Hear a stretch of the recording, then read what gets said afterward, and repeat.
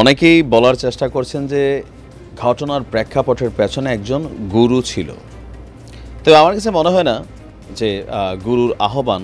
তবে আবার কেউ কেউ বলছেন যে মাঝপথে অনেকটা খেই হারিয়ে ফেলেছিল। মানে গন্তব্যের দিকে যাওয়ার জন্য একজন তো লিডার লাগে। তো যাই হোক, কেন কার কথা আলোচনায়, ভিডিও টাইটেল ক্যাপশন দেখে বুঝতে পারছেন। গেল কয়েকদিন আগে মেজর ডালিম তিনি লাইভে আসলেন। আসার পরে তার টোটালি লাইভের বিষয়বস্তু মোটামুটি সবার কাছে ক্লিয়ার। ইভেন এই গণ অভ্যুত্থানকে তিনি এখানেই থামতে দিতে চান না, বা এই জুলাই আগস্টের যে বিপ্লব, তিনি সেটাকে নতুন একটা দিগন্তের দিকে নিয়ে যেতে চান। আর ছাত্রদের উদ্দেশ্যে তিনি আহ্বান জানিয়েছেন এবং কি গাইডলাইন দিয়েছেন, প্লাস নিজে কিভাবে এই আন্দোলনের ক্ষেত্রে সহযোগিতা করতে পারে তিনি ছাত্রদের উদ্দেশ্যে বলেছেন যে কোনো প্রয়োজনে যখনই ডাকবে তিনি সাড়া দিবেন। এর পরপরই আজকে সার্জিসের কিছু বক্তব্য কেউ বলার চেষ্টা করছেন যে ইয়েস, এখন তারা একটা টিম হিসেবে কাজ করছে। কেউ বলার চেষ্টা করছেন যে না, বৈষম্য বিরোধীরা তো প্রথম থেকে ভাই এই জায়গাটাতেই ছিল, তো সোশ্যাল মিডিয়া প্ল্যাটফর্ম বোঝেনি, নানান ধরনের মন্তব্য থাকে। তো কি কথা বা কি আহ্বান দিল সার্জিস?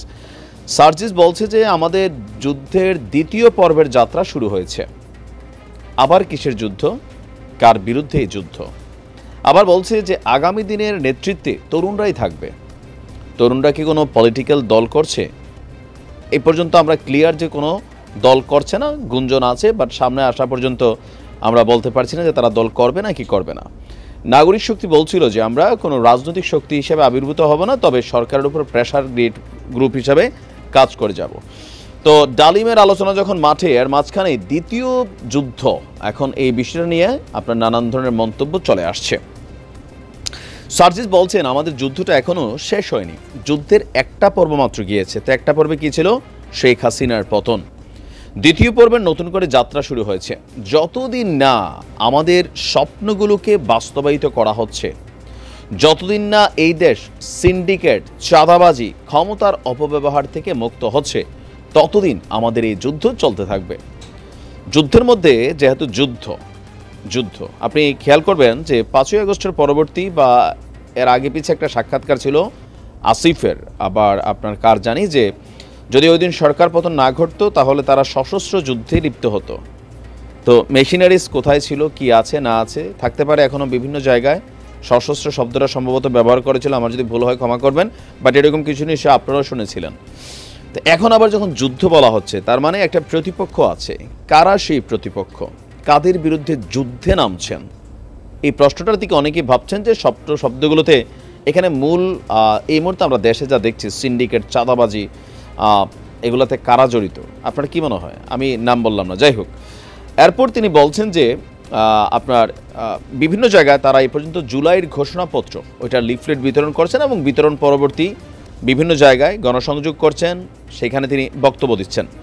নতুন বাংলাদেশ বিনির্মাণের যে যাত্রা শুরু হয়েছে, সেই যাত্রায় আমরা একসাথে ঐক্যবদ্ধ হয়ে আগামীর বাংলাদেশ গড়ব। আমরা বিশ্বাস করি আমরা এই তরুণ প্রজন্ম যদি ঐক্যবদ্ধ থাকি, এই যদি স্পিড থাকে বা স্পিডটা যদি থাকে, তাহলে এই ধাক্কায় আজকের 500 তরুণ ওই তথাকথিত 50,000 রাজনীতিবিদকে প্রতিহত করতে পারবে। এই কথাগুলা আবার একটু কি বলা হয় যে মাঠের রাজনীতিতে ভিন্ন রূপ হয়তোবা ধারণ করতে পারে, কারণ ক্ষমতার খেলায় আমরা দেখছি বৈষম্য বিরোধী ছাত্ররাই নিজেরা একে অন্যকে মারছে। একটা কমিটি আরেকটাকে বাদ দিচ্ছে। কালকে নিউজটা দিছি, আমি দেখছিনি, আপনারা না দেখলে পরে দেখে নিয়েন যে কেন্দ্রীয় কার্যালয়ে বৈষম্য বিরোধীরা কী ঘটনা ঘটাইছে। আমাদের গণমাধ্যমগুলো এখনও চাটুকারিতা থেকে বের হইতে পারে নাই, ভয়ের সংস্কৃতি থেকে বের হইতে পারে নাই, লিখছে সামান্য আহত। কিন্তু একই ঘটনা আজকে অন্য কোথাও ঘটলে দেখতো মারাত্মক আহত। এগুলোও বের করতে, মানে সাইড কাটতে হবে। বলছে যে আমাদের শুধু ডিসিপ্লিন ওয়েতে একটা চেইন অফ কমান্ডে ঐক্যবদ্ধ থেকে সামনে এগিয়ে যেতে হবে। তাহলে চেইন অফ কমান্ডটা কে দিবেন? সার্জিস, হাসনাত, আসিফ নাহিদ, মাহফুজ তো আউট অফ সার্কেল। কে দিবে? কার প্রতি এই নেতৃত্বের জায়গাটার, আস্থার জায়গাটা পোলাপানের আছে?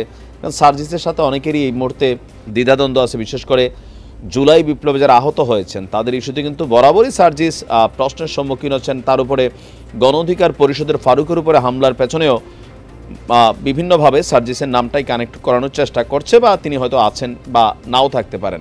তিনি এটাকে অবশ্য একটা ক্লারিফিকেশনও দিয়েছেন। সার্জিস বলছেন আমরা বিশ্বাস করি এই বিপ্লব দ্বীপজলা ভোলা থেকে পুরো বাংলাদেশে ছড়িয়ে পড়বে, আর আমরা আপনাদেরকে সেই লড়াইয়ে দেখতে পাবো আগামীর বাংলাদেশে। এখানে অনেক সমন্বয় একটা উপস্থিত ছিলেন। তো এই যে শব্দগুলোতে যে কিছু বিষয় আছে, যুদ্ধ, আবার উপদেষ্টা মাহফুজ বলছিল একটা বড় যুদ্ধ হবে। তো তাদের মুখে মুখে এখন যুদ্ধ যুদ্ধ শব্দটা কিন্তু আস্তে আস্তে আসা শুরু হয়েছে। তো কেউ কেউ বলার চেষ্টা করছেন এই যুদ্ধটা বেসিক্যালি আপনার বিএনপিকে ফেস করতে হবে, কারণ আগামী দিনে রাষ্ট্র ক্ষমতায় যাওয়ার দৌড়ে তারাই আছে, আর যে ইস্যুগুলোতে তারা কথা বলছে সেগুলোর মধ্যে একটা বড় ধরনের ভূমিকা তারাই রাখছে। আবার প্রকাশ্যে অপ্রকাশ্যে ইশারা ইঙ্গিতে বিএনপি এবং বৈষম্য বিরোধীদের মধ্যে একটা আভ্যন্তরীণ দ্বন্দ্ব চলছে, ত্রিমুখী চলছে রাজনীতি। তো পেছনে কে আসলে? সবাই বলছেন যে বৈষম্য বিরোধীরা, কেউ কেউ বলছেন যে না ভাই, মেজর ডালিম হয়তো পেছন থেকে এখন কমিউনিকেট করছেন তাদের সাথে। আবার যেহেতু পিনাকি, ইলিয়াস, তাদের সাথে মেজর ডালিমের ভালো সম্পর্ক, সমন্বয়কদেরও ভালো সম্পর্ক। সো 5ই আগস্ট পতনের আগে একটা টিম ছিল, সেই টিম হয়তো আবার নতুন আসতে পারে, নানান কিছু ঘটতে পারে। আসলে এখনো বলা যাচ্ছে না, একটা অস্থিতিশীল পরিবেশ তৈরি হচ্ছে বা হতে পারে। দেখা যাক কি হয়। ভালো থাকুন।